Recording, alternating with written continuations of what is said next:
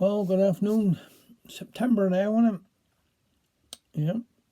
So evenings are pulling in really fast. It's surprising, isn't it? Also, when they seem to change, for a week or two when they start come 5 o'clock, but still we're all right in best place. I think I said to Mrs. if we're going to have to getting cold now, we're going to have to put the heating on a bit very soon. But there we are. Anyway, I hope you're all right and stay safe. We're doing okay. And now I'm doing one of your day with Herbert Ling. Alright, this one's called At Home. Shut us on the door, Richard Henry, said Feather, and we'll have a nice quiet evening to ourselves. I've been out coosing along with the old Sire Trenier, and I'm feeling cold as a quilkin. Got an answer for everybody, you have. Only yesterday a stranger passed up long and said, what beastly weather we're having. Do you always get this weather down here? Well, said Sire, 'tis like as here, see. Been like it ever since up country people been coming down here. Looks as if 'tis going rain again, said Mother, looking out of the window.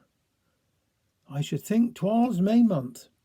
I hope it don't, remarked Richard Henry, 'cause I want water the garden. Garden isn't looking up to much. What's the matter with your piece, Richard Henry? Slugs, eating everything there.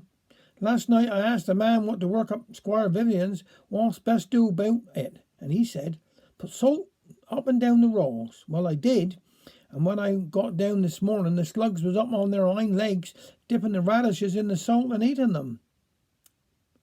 What have you got baking, Mother? 'Tis smelling some handsome. Got a nice bit of teddy cake, and I hope nobody will show their nose inside this house for the night. I haven't seen no smoke coming from out of the chimney next door. She's out for sure. I can't bite ye. Can't call your house your own. In here borrowing she is and never bring nothing back. Yesterday I went in there for a frying pan. When I looked round, I felt more at home than I do in my own house. If she'd have come in, I'm going bed. Knock at the door. Come in, shouted Feather. Door is on the latch, and in walked the next door neighbour.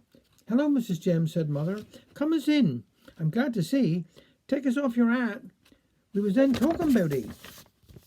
Oh, I ain't going to stay, she replied, and she took off her hat and drew up a chair before the fire. What was he saying about me? Well, we got Teddy cake for tea, said Richard Henry, and Mother said, oh, nobody to come in. Little boys should be seen and not heard. Well, somebody said it, and if you didn't, must have been the parrot. Parrot? I didn't know you had a parrot. Yes. Mrs. Brother just come home from foreign parts abroad and bought one home. Beauty he is too, and when he talk. Bring it out, Richard Henry. We'd to keep him under the spence by night. Oh, what a lovely bird. I always thought I should like to have a parrot. You went when you hear him talk. Where's your frying pan? Screamed the parrot, and the pint jug. Mrs. James got them again. How can't she buy her own? I think I'll be going, she said, as she got up from her chair. I didn't come in to be insulted. You know you're welcome to anything I got. Where's my hat? Set us down, says Mother. Don't take no notice of he. You ought to hear him swear. Do it good when you're feeling mazed. Do you know that little man what to live up Churchtown and to live in Aunt Grace's house and to stammer Hawful? Yes, Feather. Yes, replied Mrs. James. I fee I do. And she sat down again. Well, he was in here a day or two ago, and it was brave on for an hour before I could make out what he was trying to say. Wanted to buy the parrot, he did. Talk, canna? Asked the little man. Better than these cussed, I said, as I put on my hat and went out. Get us back, Feather. I want to see the oven. Wind been wrong way all day. Nearly 'tis ready. Sure you won't stop and have some, Mrs. James? Well, since you are pressing, I will. But I promised to go down Aunt Liz's night. Now, how is she, poor soul? Can't sleep by night. Can't sleep? How's that? I could sleep on a bush of furs. Well, you know her brother that had just died and left her 3 houses. Now she's up all night abusing him 'cause he didn't have them painted afore he went. And we're going to wait till Mrs. James is gone before we have tea, asked Richard Henry. Certainly not, said Mother. Draw up the table, all of ye. Where's my frying pan? I bet he's in next door, screamed the parrot. Richard Henry putting under the spence again, will he? And put the old white cover over him. I'm covered up like old Tobias, croaked the parrot. Nice bit of cake, remarked Mrs. James. I fancy I could eat a bit more. Well, you went have 'em, said Richard Henry. You have one piece more than me now. I must give Mother credit for being able to bake such a nice bit of cake. Man down the shop said he ain't giving nobody any more credit.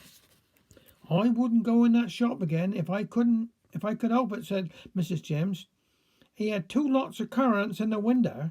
One marked 6 pence per pound and one marked 8 pence.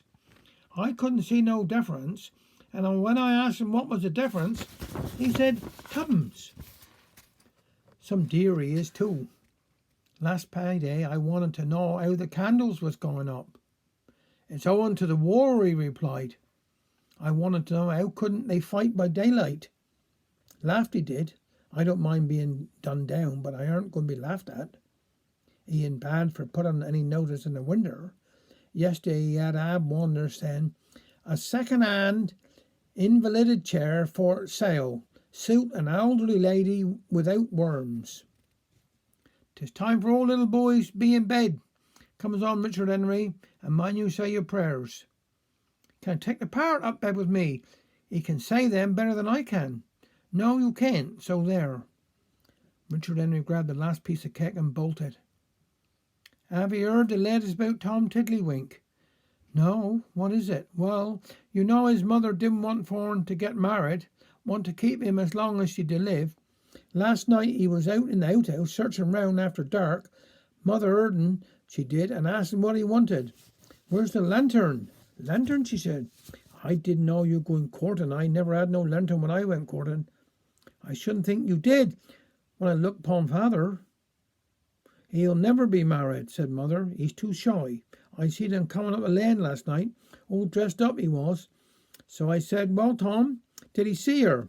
Yes, said he, and she'd have it me seen too, if I did ducky down behind the hedge. Is that 9 o'clock? 'Tis striking. I must be going. How time flies. What's your hurry, tidn't late? We shan't go bed yet. Thank you, but I must go.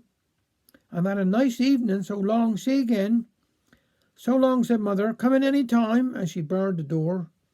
Well, I thought she was never going. Shove up a bit further, Father. Let's have a bit fire. Thank you again.